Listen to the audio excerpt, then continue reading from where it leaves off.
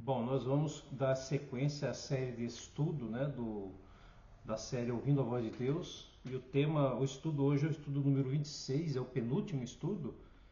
E ele está falando de um tema que é imprescindível para a vida cristã. É imprescindível você andar com esse estudo na vida, que é a vida no Espírito. A vida no Espírito da causa de Deus, no Espírito Santo na vida, com Deus na vida, né? Então nós, antes de começarmos esse estudo, né, vamos fazer uma prece pedindo a presença do Espírito em nossas vidas para nós entendermos a palavra. Feche seus olhos. Que bom, Santo Espírito, porque o Senhor é presente tanto aqui quanto com meu amigo, minha amiga que está vendo esse vídeo. Nos abençoe com o seu entendimento e nos leve dentro da tua palavra ao estudo dela e nos ajude a entender e botar em prática em nossas vidas e que isso seja uma verdade em nossas vidas. Eu oro ao Senhor em nome de Jesus Cristo. Amém. Então, a vida no Espírito. Devemos ser batizados todos os dias com o Espírito Santo. Agora, o que é o Espírito Santo? É uma coisa? Não.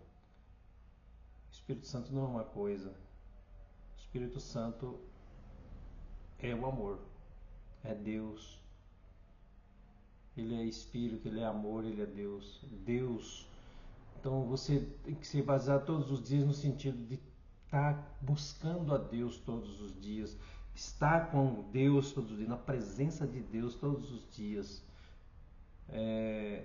Pelo menos sim, durante todo o dia, e de manhã, à tarde e à noite você faz a sua prece confessando suas falhas, seus pecados, seus problemas a Deus e sempre conversando com Deus, na presença de Deus, que é a vida no Espírito, né?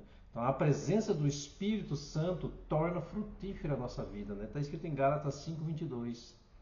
São os frutos do Espírito, amor, paz, bondade, longanimidade. Isso a gente vai ver daqui para frente. Quem é cheio do Espírito também é fiel missionário. Ele quer ajudar outras pessoas. O Espírito Santo é o agente divino para a nossa salvação hoje. A gente só tem que levar a mensagem, a gente tem que viver, ficar obedecendo a mensagem. E Deus, Ele faz o restante. É o Espírito de Deus que faz o restante, não é a gente. A gente só tem que buscar Ele, querer Ele em nossas casas, em todos os lugares da nossa vida, na comida, no quarto, no culto matutino, vespertino, buscando Deus. Então o Espírito Santo é uma das pessoas da divindade, como diz Mateus 28, versículo 18. Ele nos convence do pecado e nos guia em toda a verdade dele, que é Ele. Né? Somente através do Espírito Santo o cristianismo se torna um poder vivificante e transformador na vida dos filhos de Deus. Sem o Espírito, nossa religião jamais será uma experiência viva. Agora, baseado nisso que a gente falamos agora, nós vamos fazer algumas perguntas dentro da palavra de Deus para ajudar na compreensão maior sobre o Espírito, tá bom? Esse aqui é o leitinho, como diz o apóstolo Paulo, é o leitinho espiritual, é o comecinho, mas tem coisas mais aprofundadas, isso aí, mas primeiro você precisa ser nutrido com o leite da palavra de Deus, com esse comecinho, para depois você ir mais profundamente, tá bom? Então qualquer pergunta que você quiser, você pode fazer aqui nos comentários, que a gente vai tentar, na medida do possível, responder para vocês, tá bom? Então, primeira pergunta que nós temos que fazer: que promessa Jesus fez aos discípulos antes da sua ascensão? Em João 14:16 e Lucas 24:49 está dizendo. Vamos ver o que diz em João 14:16? Lá diz assim: E eu, quem? Jesus falando, rogarei ao Pai, e Ele vos dará outro Consolador, a fim de que esteja para sempre convosco. Por que outro Consolador? Porque Jesus agora vai começar o seu ministério lá no céu. Ele foi para o céu, ascendeu ao céu antes do Pentecostes, certo? Então ele vai mandar esse Consolador para que sempre esteja conosco, né? Que é o Espírito Santo. E aí agora em Lucas 24:49 diz assim: Eis que envio sobre vós a promessa de meu Pai. Permanecei, pois, na cidade de Jerusalém, até que do alto seja revestido do poder. Então Deus está falando que Deus vai mandar esse poder, né? E então, que promessa Jesus fez aos discípulos antes de sua ascensão? Que ele ia rogar ao Pai, né? E ele vos dará um outro consolador, que é o Espírito Santo, que é Deus. Segunda pergunta: o que os discípulos fizeram após a ascensão de Cristo? Vamos ver na Bíblia, Atos 1, versículo 4, aí versículo 12 a 14. Olha só o que diz. Atos 1, versículo 4.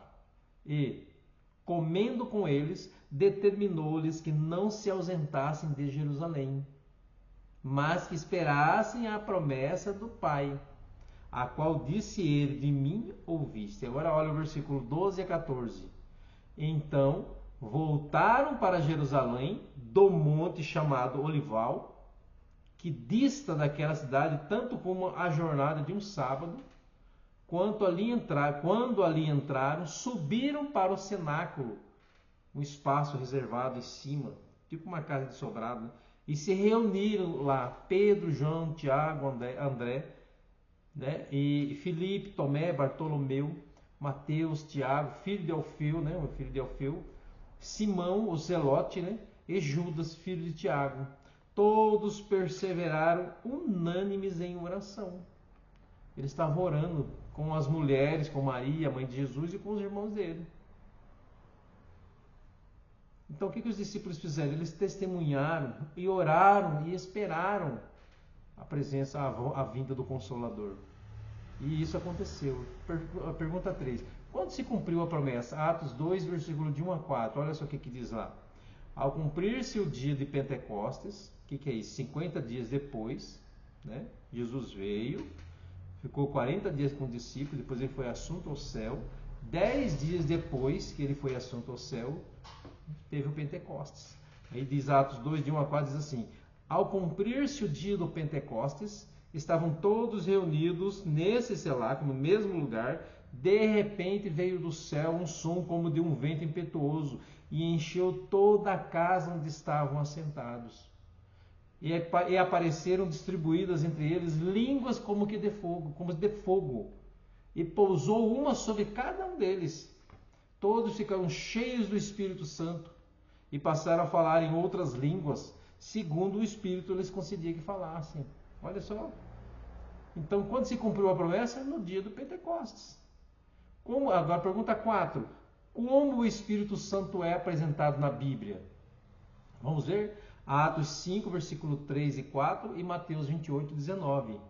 Vamos primeiro para Atos 5, versículo 3 e 4, diz assim: então disse Pedro: Ananias, por que encheu Satanás teu coração para que mentisses ao Espírito Santo, reservando parte do valor do campo, conservando-o porventura, não seria teu? E vendido não estaria em teu poder? Como, pois, assentaste no coração esse desígnio? Não mentisse aos homens, mas a Deus. Agora, Mateus 28, versículo 19, diz assim: ide, portanto, fazei discípulos de todas as nações, batizando em nome do Pai, do Filho e do Espírito Santo. Então, como o Espírito Santo é apresentado na Bíblia? Ente, o quê? Divino. Ente divino, ele é Deus. Agora, pergunta 5. Quais são as funções desempenhadas pelo Espírito Santo? Quais são as funções que ele desempenha? João 14, 26, João 16, versículo 8 a 13 e 1 Samuel 10, versículo 6. Olha só o que diz lá. Vamos lá então? João 14, 26 diz assim: mas o Consolador, o Espírito Santo, a quem o Pai enviará em meu nome, esse vos ensinará todas as coisas e vos fará lembrar de tudo que vos tenho dito. O Consolador, o Espírito Santo, Deus, a terceira pessoa da divindade, Deus, ele, o Pai, enviará em meu nome, em nome de Jesus. E o Espírito Santo nos ensinará todas as coisas. e nos fará lembrar de tudo que Jesus disse para a gente, né? João 16, versículo 8 a 13 diz assim: quando ele vier, convencerá o mundo do pecado, da justiça, que é Cristo, e do juízo, que é o que ele foi fazer no dia da ascensão, começar a ser sacerdote lá no santuário celestial.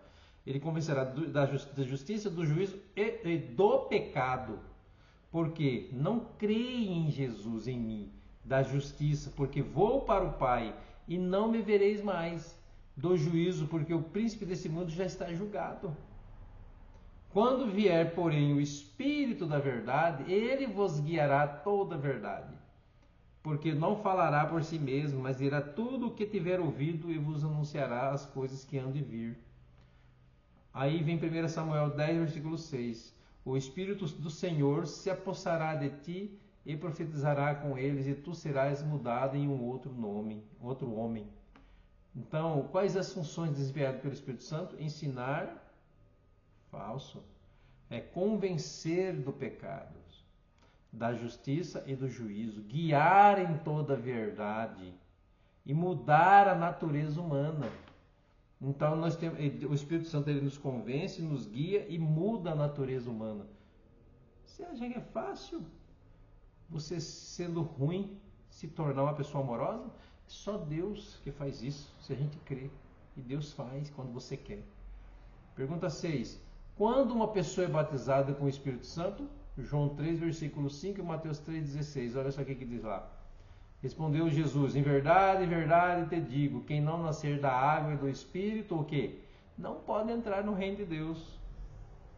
Aí Mateus 3,16 diz o seguinte: batizado Jesus saiu logo da água, e eis que se lhe abriram os céus, e viu o Espírito de Deus descendo como pomba vindo sobre ele. Está vendo aí? Então, quando uma pessoa é batizada com o Espírito Santo? Quando é batizado nas águas. Quando é batizado nas águas, ele é batizado com o Espírito Santo. Quando a Bíblia associa o batismo do Espírito Santo ao batismo nas águas, mas essa deve ser uma experiência renovada diariamente na vida daqueles que se entregam a Deus e foram batizados. Até o momento que, quando você tanto pedir a Deus, você rejeita o mundo, e aí você recebe poder de Deus, você se torna uma nova criatura plenamente. E isso vai acontecer daqui a alguns anos, nos finais dos tempos. Então isso é para um estudo futuro que nós vamos fazer, tá bom? Por enquanto, é essa a verdade que estamos transmitindo para vocês, certo? Pergunta 7. Como podemos saber se o crente possui ou não o Espírito Santo? Atos 5, versículo 32 e Gálatas 5, versículo 22 e 23. Olha só o que diz Atos 5, versículo 32. Ora, nós somos testemunhas desses fatos, e bem assim o Espírito Santo que Deus outorgou aos que lhe obedecem. Então, quando a gente obedece, né? Agora, em Gálatas 5, versículo 22, diz o seguinte: mas o fruto do Espírito Santo, quando ele está em você, é amor, alegria, paz, longanimidade, benignidade, bondade, fidelidade, mansidão, domínio próprio. Contra essas coisas não há lei. Olha só. Então, como podemos saber se o crente possui o Espírito Santo ou não? Quando ele ama a Deus e obedece aos seus mandamentos e a sua palavra. João 14,15 fala sobre isso. Que sua vida apresenta o fruto ou as virtudes do Espírito. Essa é as características. As outras são falsas. O que devemos pedir hoje a Jesus? Lucas 11, versículo 13. Olha só o que diz. Ora, se vós que sois maus sabeis dar boas dádivas aos vossos filhos, quanto mais o Pai Celestial dará o Espírito Santo àqueles que nos pedirem. Então, o que devemos pedir hoje a Jesus? Espírito Santo, a alegria de querer viver com Ele, com Deus na vida e aqui na terra, certo? E não precisa pedir mais nada disso. Só o Espírito Santo, que Ele já faz tudo. Deus é que faz as coisas na nossa vida. A gente só tem que obedecer a Ele e amá-lo. E até o amor, quem é Ele, né? Então, o batismo do Espírito Santo deve ser uma experiência diária na vida do Espírito de Deus. Essa experiência está associada a 3 atividades diárias: estudo da Bíblia, com disposição para obedecer, oração e testemunho aos que ainda não conhecem a Jesus. Então, para a gente entender, vamos fazer uma recapitulação. Jesus prometeu que nos daria outro Consolador. Após sua ascensão, os discípulos oraram e confessaram os pecados e esperaram o cumprimento da promessa no dia do Pentecostes. A Bíblia apresenta o Espírito Santo como o quê? Um ser divino, um ente divino, não como uma coisa, um poder. Ele é Deus. Sua função é nos convencer do pecado, da justiça e do juízo. Ele também muda a natureza humana. Quem possui o Espírito Santo obedece a Deus e aos seus mandamentos. Então, sabendo disso, que é Deus que faz isso, a gente só tem que querer Deus. Buscar Deus na nossa vida. Tantos problemas no mundo, tantas coisas no mundo. E quando você busca Deus, Deus ele promete que vem. Ele vai dar a presença dele, a divindade dentro de você. Então, o que nós temos que fazer? Nós temos que ter um compromisso de dedicar tempo todos os dias ao estudo da Bíblia e à oração, para que sejamos batizados diariamente com o Espírito Santo até a transformação total. Dessa forma, espero ser poderoso em palavras, ações, bem como no testemunho de minha fé aos semelhantes. Então, esse é o nosso compromisso que temos que fazer. Se você está com esses compromissos, parabéns. Deus vai te guiar. E essa alegria, esse entusiasmo de você querer pregar a palavra de Deus, esse sentimento que vem dentro de você, é Deus. Deixe Ele agir completamente na sua vida. Se desligue desse mundo e confie na presença de Deus. Que Deus abençoe você. Então vamos finalizar com uma oração. Feche seus olhos. Santo Espírito, obrigado, porque o Senhor faz tudo. O Senhor é Deus. Você transforme esse amigo, essa amiga em uma nova pessoa com a tua presença na vida deles. Ajude eles a se interessarem mais e mais pela tua palavra e pela tua presença na vida deles, Pai. Eu oro ao Senhor, não porque haja algum mérito em mim, que sou um grande pecador, mas nos méritos do meu Senhor e Salvador Jesus Cristo, Pai. Eu oro e lhe agradeço. Amém. Obrigado porque você esteve comigo até esse momento, estudando a palavra de Deus. E como sempre termino, com João 4:24, que diz: Deus é Espírito, e importa que os seus adoradores o adorem em espírito e em verdade, sem mentira, de verdade. Deus abençoe você. Tchau, fica com Deus.